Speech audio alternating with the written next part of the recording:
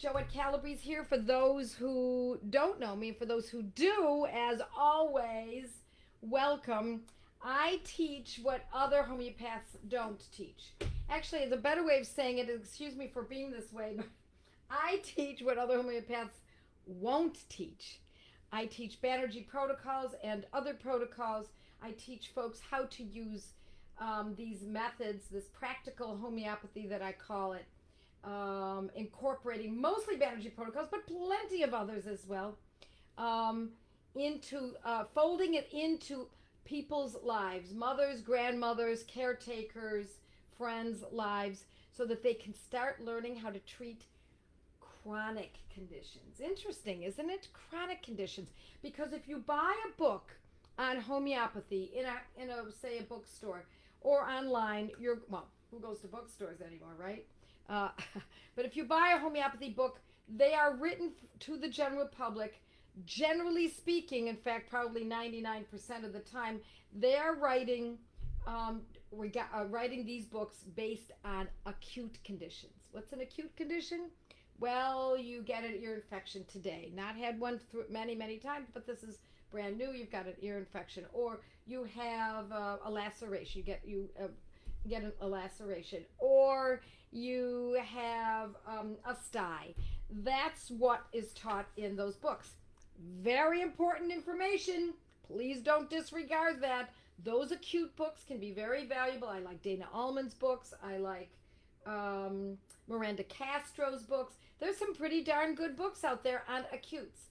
But when it comes to chronic conditions, food intolerances, allergies, eczema, arthritis, I could keep going.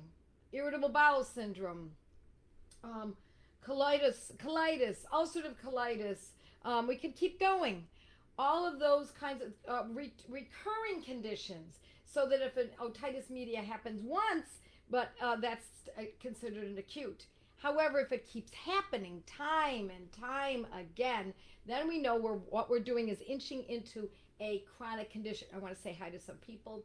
There was someone from Australia and something beach. I missed it in Florida. I think Central Illinois and Dallas. Susmita. Hey, from Mighty Member in Las Vegas. Hi, Rose. Rose Carson. Nice to see you. Okay, and so where else are we? Ojai or Ojai, California. I don't know how to pronounce that. Ojai. That's why I still log in here for now. Yes, that's right. Okay, Elaine. Yes, stay in here. Hi, Lisa. You're wearing a sweater. No, it's not a sweater. It's actually a dress. And I've got my pillow propped up behind me. I just got this new pillow. I just have to show everyone. This is the best pillow in the whole world. Look at this pillow. And you know how much I love pink in Florida. This is a pillow designed by Dana Gibson. So if anyone's ever interested, I love Dana Gibson's stuff.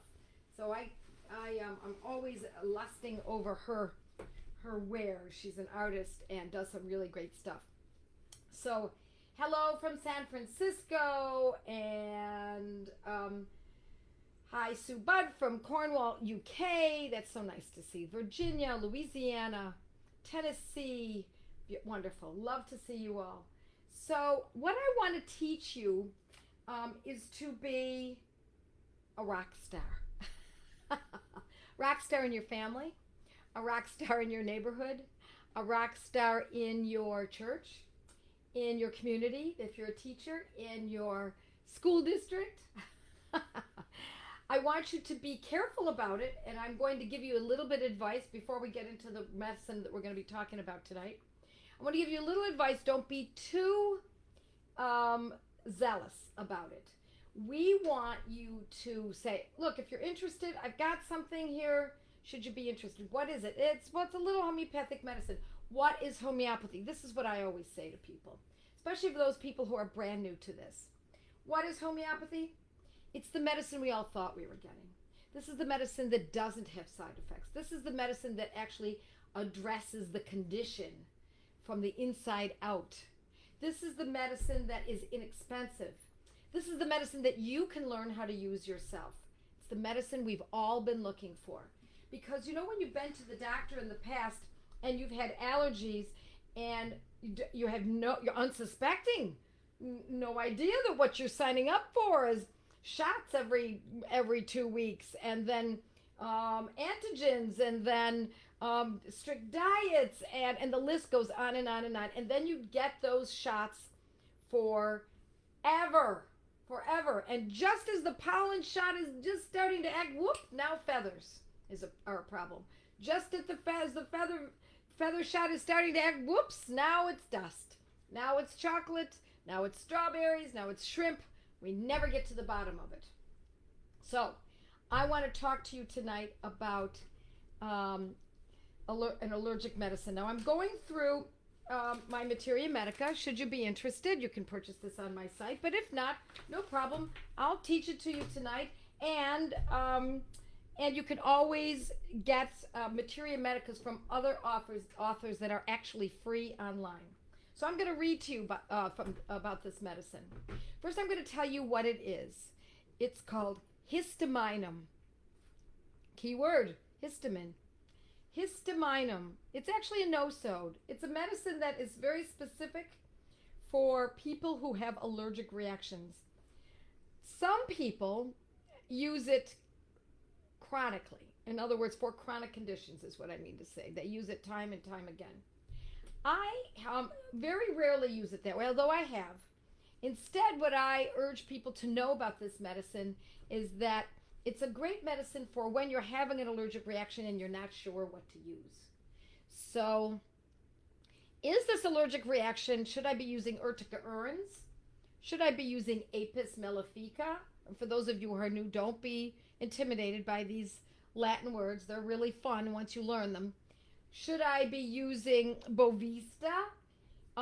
Should I be drinking a lot of water with vitamin C? You may want to do all of those if the allergic reaction is grand enough.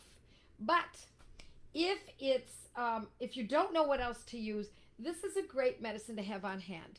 Histamine,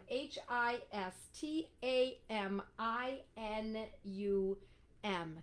And it'll be written here for you, so you'll be able to read it in a minute.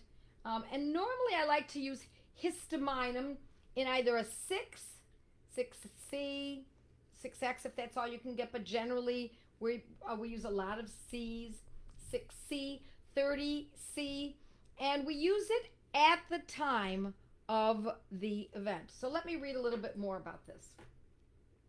Generally used as an alternative to pharmaceutical antihistamines like Benadryl in response to allergic type symptoms such as seasonal allergies, acute food allergies, insect stings.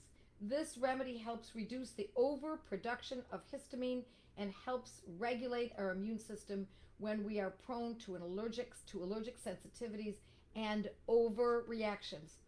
Obviously, we're looking for an overreaction because that's what an allergic reaction is. So the remedy is useful for all the typical allergic symptoms, including hay fever, when it's bad enough. When it's not so bad, you might not use it so much. Like presentations such as runny nose, congestion, sneezing, bronchial asthma, as well as allergic skin conditions such as hives and allergic rashes, and even symptoms related to food allergies such as throat constriction, breathing difficulty, or abdominal pain. If someone you know is having breathing difficulty, it looks like this is going to be anaphylactic. I am not telling you to not get to a doctor. In fact, what I'm telling you is to indeed get in the car, make sure you've got your remedy box with you, get in the car and get to an emergency room. You may need something, an injection or a steroid or something. We do not want to take chances. On the way to the hospital, you're administering this medicine. And you're administering this or any of the others that I've just discussed, Apis or urtica urens. Apis is for swelling of the lips and the tongue and the throat, and especially the eyes, around the eyes. Urtica urens is generally for hives. And Histamine is a general medicine, so it covers all of those. So this is a good one to own, particularly given the political world in which we're living now and the high regulations of the world in which we're living. own these medicines. This is not the only one. We have others for this, as I said, but own this medicine. Even if you don't have histamine reactions, you may know someone who does. And of course, these medicines, I know that on the outside of the bottle, it gives you a specific date that they tell you is an end date, a stale date. But I own medicines, and I don't have them here. I have them in my cottage up north. And when I can get back up there again, I'm going to show you what I have. I have bottles, and I've talked about them before, from 1918. And I've actually used the medicine, the homeopathic medicine, in those bottles, and they still work. Now, we can't go back to the pharmacy and ask them to, or expect them to sell us a medicine now, and in 30 years from now, expect them to make good. So as you can imagine, pharmacies who manufacture these medicines tell us that they only last a certain amount of time. But in my personal experience, I not only have a kit that's from 1985, I think, that I still use the medicines from. As a matter of fact, Buster was nauseous the other day, and I gave him Ipecac out of that kit. So it was from 1985, maybe it was 86, and it still acted. He fell right to sleep after my administering it to him. So these medicines, in my experience, last a very long time, decades, maybe even a century. So it's hard to say, but it's a good idea to own these medicines, as many as you can bring yourself to own. Here's the thing. My concern is that as the screw gets tighter on homeopathy, and it is happening, there's no doubt about it, and as you can see in the world in which we live today, the pharmaceutical industry is becoming very powerful indeed. And as they become powerful, then those who are antithetical to their goals will be slowly but surely eliminated. And it happens. It's the market square. It's called competition. But we are no match. We as purchasers, what we are a match in, I don't want to give you bad news, because the good news is, look at the numbers that we reach every Monday night. We are reaching thousands. When I meet with you folks, it's usually 200 or 400, sometimes as many as 600 or 700. But by the next day, it's 2,000. By Wednesday, it's 6,000 who have watched this. The numbers are growing, and I hope that you send others here, because everything I teach here is for free. I mean, certainly if you want to purchase my materia medic, that's a little different, but that's you can learn very well without that. So own this medicine. Now, let's say you're on the way to the hospital, you're administering this medicine, and you're administering it, if it's severe enough, you're administering it every 5 minutes. By severe, I mean, oh my gosh, this is really happening quickly. Every 5 minutes, on the way to the emergency room, all the way in, all the way into town, you're getting into the emergency room, and then if you see, wow, it's slowing down. Wait a minute. It's the progression is halting. Hold it. The person's arms that were up and the shoulders that were up like this are now calming down, and they're feeling a little bit better and more at ease. And oh my gosh, it's acting. It's working. I'm not going to tell you to do this, but I'm going to tell you what I have done. Through the years, when my father, especially in the beginning when I was first learning homeopathy, he had a heart condition, and he was often and had palpitations or angina, and was concerned that he might be going into cardiac arrest. And I was just learning and started to keep the medicines on hand in a little Ziploc bag, and I also had another little hard plastic box, and I would keep his medicines there. And we lived next door to each other. We were raising our children right next door to my parents, which was fabulous. And he would say, "Joette, it's happening. We gotta go." And my mother would drive, and my father would be in the car, and I would be administering the medicines. And I can't tell you the number of times we would get to the hospital, and we lived in downtown Buffalo. And so it was not far. It was, 5 minutes. And by the time we got there, he was starting to calm down a little bit. And then I administered the medicine again, and he calmed down again. And I said, "Look, Dad, we're right here, right at the emergency room. We're going to park right in front of the emergency room area. If you feel like we need to go in, we'll go in. If you feel like you can avoid this, because once you're in, you're in. You have no choice whatsoever once they start working on you. That can be a good thing and that can be a bad thing. So if it's superfluous that we were going in because the medicines had started to act, wouldn't it be prudent then to hold off and let's see how far these medicines can act? And that's indeed how many times, or how what I used to do with my father, with my mother driving. And so what we started to do is to keep water in the car, a deck of cards. Sometimes we keep nuts, almonds in the car in case we got hungry, a blanket. And because we lived in Buffalo, we would certainly put the heat on, but sometimes we didn't want to run it the entire time. And instead, what we did was we'd keep candles. I know that sounds crazy. We camped out in the parking lots of 2 different hospitals a number of times, because then after a few hours of sitting in the car, my father relaxing, the angina reducing, the palpitations minimizing, feeling better and better, we were able to spend a few more hours just in case, and when he started to feel well enough, he'd say, okay, let's go home. So I've done that with my father's condition. I've also done it with an allergic reaction. My father had allergies as well. We did it for an allergic reaction he had one time. I did not use Histamine that time. Instead, I used Apis, which is, we've talked about Apis if you want to go back and check it out. Oh, I'm seeing so many people here that I know. Marla, nice to see you. Somebody else I just saw a moment ago that I hadn't seen for a while. Someone from Louisiana and from Quebec. How nice. It's wonderful. So Elvira Sanchez says, can you post a link for the pillow? I need one that with that shape. Just look up Dana, D-A-N-A Gibson. Dana Gibson. Her grandfather was the artist who used to draw Gibson girls. Kind of interesting. So Dana Gibson, just go to her website. Oh, so many beautiful things. So anyway, it's a special treat. It's a kind of a special pillow. So we'll get back to this again. So what I'm saying here is choose Histamine over another medicine like Allium cepa when the latter has not acted.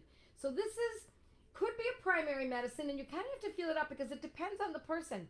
If it's a screaming Apis or Allium cepa or Urtica urens case, then that's what you want to use. And what I mean by that is when you see the reaction, and of course when you're seeing the reaction, you're hardly thinking about studying. But if you know someone in your family is prone to this, then learn those medicines I just discussed with you. Go to your materia medica, study them, and see, wow, this one is close to this one, but this one fits better. Histamine could be your ace in the hole if you don't know which one to choose, or one of them you've used has not acted. And you will see that this is a very good, very important medicine to have on hand. So, Alaska, Montana, that's her name, is from Alaska. And it's very hard to hear you, really. Are other people having a difficult time hearing me? Oh, I certainly hope not. Let me get my microphone a little bit closer. I'm hoping that's what's picking up the sound and that it's not from my computer. Yes, thank you for the compliment on my dress. Nova Scotia, I love it. Indiana, Jetty from, okay, how about food intolerances? Okay, so food intolerances are a little more involved. Doesn't mean you can't use this for food intolerances, but what I mean by that is food intolerances, generally speaking, can have these kinds of reactions, but they often also have a little bloating or flatulence or indigestion, GERD, something like that. And it's a broader subject, but you could use this for food intolerances if the intolerance was, not for gut.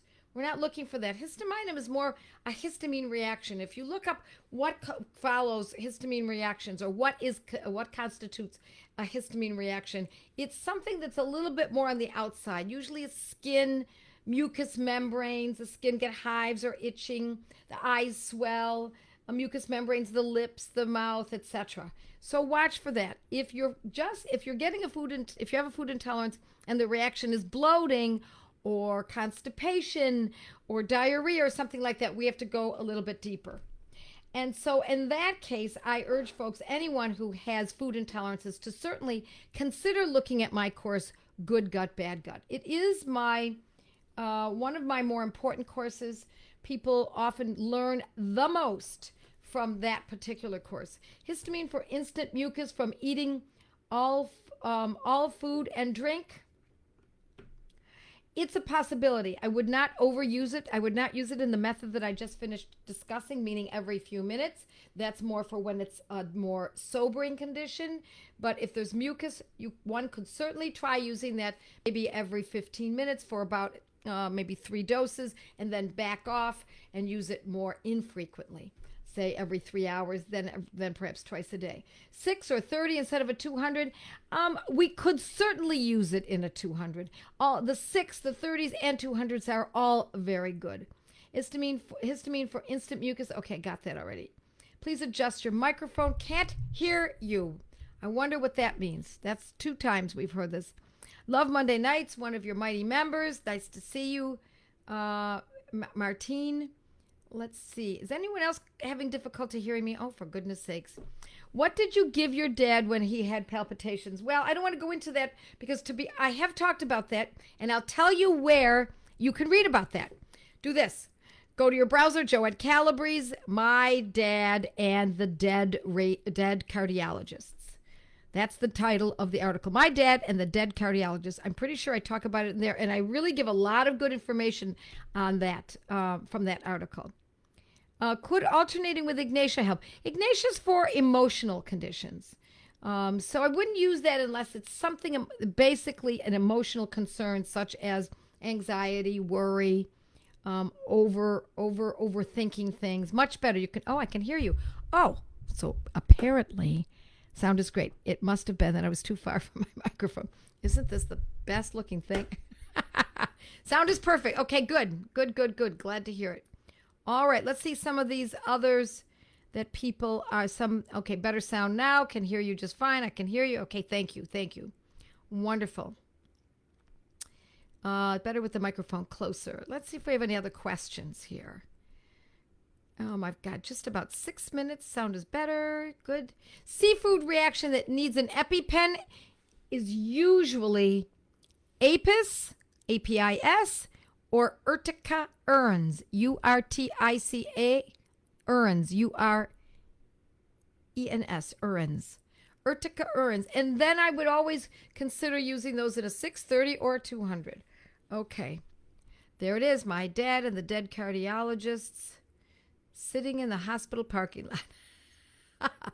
Apis, what potency? Apis, I use any one of those. If it's very severe, then I might go with a 200. If it's not so severe and someone says, my lips are tingling a little bit and they've never had it before and they're usually pretty robust, then I might stay with a 30 or a 6.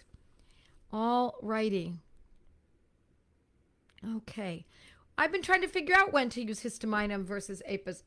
Let me just reiterate so that make sure that everyone understands. I would go with the medicine that suits as close as possible to the sensations and the symptoms. If you've used them, Apis or Urtica urens, and you find that it's not acting so well, that's when I go to Histamine. Or when it cannot be defined what those symptoms are. What's going on? Something histamine is happening, or something in my histamine is building up too much. I feel it too intensely. This doesn't feel good, but you can't really figure out what it is. That's when I might use it. All right. Well, thank you, Donna, for saying that Joette's Gateway to Homeopathy class is great to take it if you feel like there's a lot of information coming at you at first. I loved it. Thank you. I urge folks, especially, even if you're not new, I was going to say especially if you're new, but that's not so. Even if you've been using homeopathy for a long time, my guess is, my very educated guess is that you've not been using this kind of homeopathy. What you've been using most likely is classical homeopathy. And interestingly, I hear time and again from people who say, I used homeopathy 30 years ago, but I found it too confusing. And so now I found you and I see how you've distilled it down and made it much, much easier. And that's exactly what my goal is. Remember, folks, to use my blog. It's free.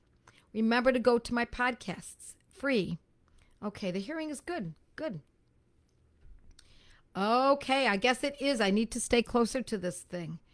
All right. Depending on this 200C or 1M, depending on the severity of her reaction. I highly recommend Joette's allergic course. Yes, thank you, Kathy. Kathy Diaz. Kathy also, by the way, teaches study groups. So if you ever wanted to contact her, I don't know if you can do that here. I imagine you could.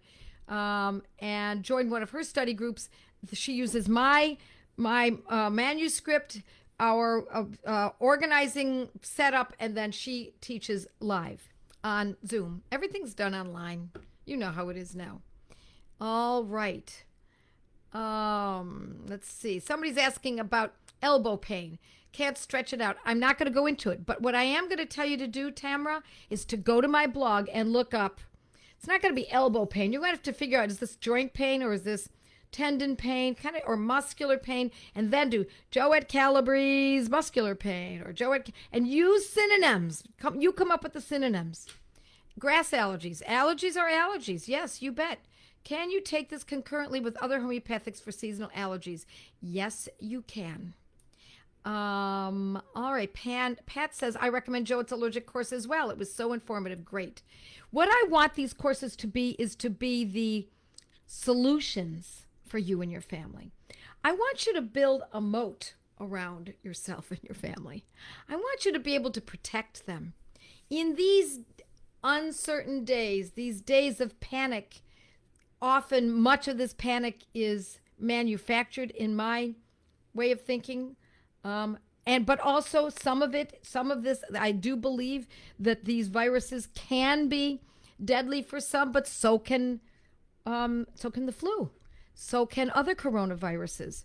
So I think it's been overestimated at best. I'm being kind right now. But we still, if you have someone in your family who is extremely susceptible, and especially if they've had flu vaccines, you might want to watch that more carefully and then indeed quarantine that person. All righty. Vertigo. Someone's asking about vertigo. This is what you do. Joette Calabrese, vertigo. That's how you do this. So as much as I would love to answer your questions here, I've been authoring that blog. Every single week I post with a remedy, a condition and a remedy for 11 years. Totally free. So that's what you want to do. Would it work on dogs?